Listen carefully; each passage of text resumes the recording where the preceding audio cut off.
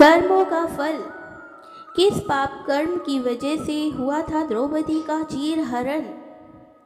आखिर द्रौपदी ने ऐसा कौन सा पाप किया था जिसके कारण अनेक योद्धाओं से खचाखच भरे हुए हस्तिनापुर की सभा भवन में उसके वस्त्र उतार कर उसे नग्न करने का प्रयत्न किया गया?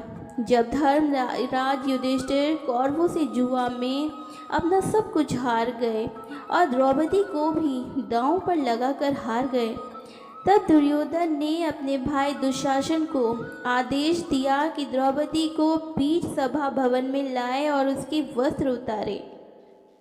दुशासन जब पांचाली का चीर खींचने लगा, तब पांचाली ने सभा भवन में उपस्थित सभी लोगों से मदद मांगी, लेकिन किसी भी व्यक्ति ने द्रौपदी की कोई मदद नहीं की।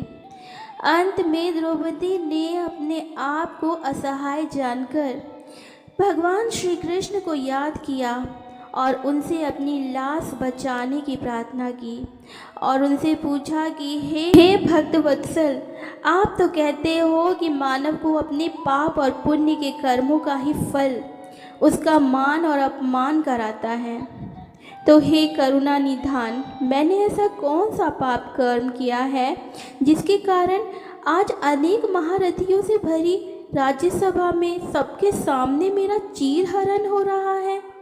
तब भगवान ने द्रौपदी को उसके पूर्व जन्म का स्मरण कराया।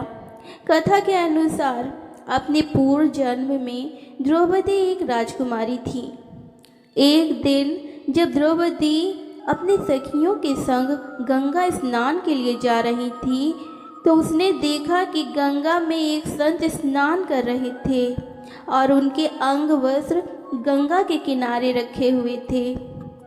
यह देखकर द्रौपदी को शरारत करने का विचार उसके मन में आया और उसने अपनी सखियों के साथ मिलकर उस संत के अंग वस्त्र एक स्थान पर छिपा दिए और चुपचाप किसी दूसरे घाट पर स्नान करने के लिए चली गई। स्नान करने के पश्चात अपनी सखियों के साथ हंसते हुए और आमोद प्रमोद करते हुए द्रौपदी अपने महल को चली गई।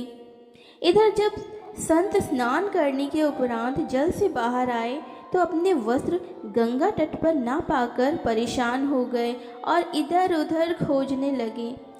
बहुत खोजबीन के पश्चात संत को अपने अंग वस्त्र एक जगह छिपे हुए मिले।